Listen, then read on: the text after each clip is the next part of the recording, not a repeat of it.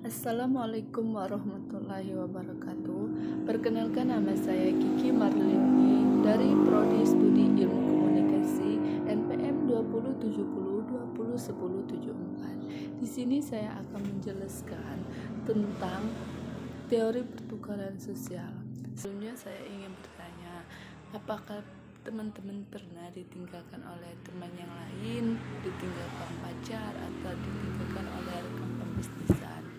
Nah, di sini saya akan membahas tentang interaksi sosial, bagaimana interaksi itu bisa bertahan dengan lama dan bagaimana interaksi itu bisa ditinggalkan. Untuk mengatasi situasi-situasi seperti ini, teori yang digunakan yaitu teori pertukaran sosial ini.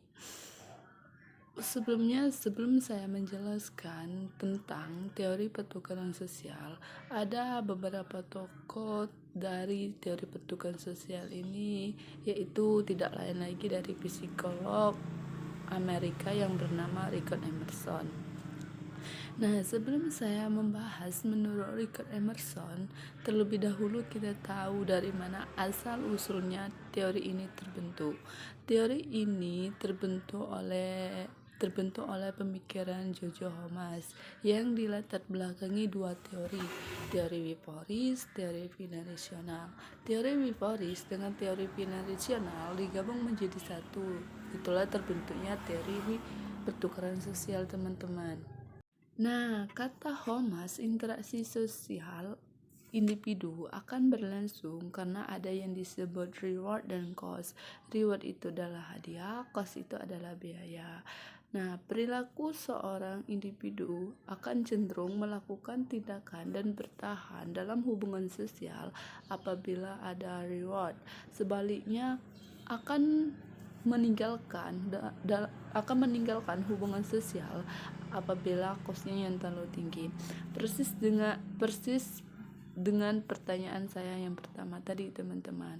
Kalau teman-teman pernah ditinggalkan oleh teman yang lain, ditinggalkan oleh pacar, ditinggalkan atau rekan pembisnisan, kemungkinan besar kosnya teman-teman terlalu tinggi sehingga hubungan interaksi sosial teman-teman dengan teman-teman yang lain tidak berjalan dengan baik, sehingga dia meninggalkan teman-teman. Sebaliknya begitu, kalau dia bertahan dengan lama dalam menjalin hubungan sosial dengan baik, kemungkinan rewardnya teman-teman terlalu tinggi. Karena di sini yang dimaksud dengan pertukaran sosial ini yaitu dengan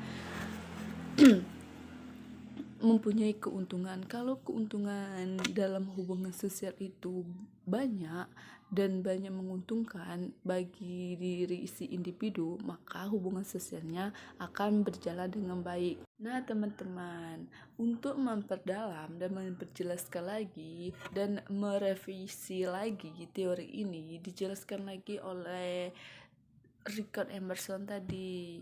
Jadi, kalau menurut Homas, hubungan interaksi sosial ini hanya melibatkan dua orang. Tetapi kalau menurut Richard Emerson, hubungan sosial ini tidak hanya melibatkan dua orang, tapi melibatkan banyak orang.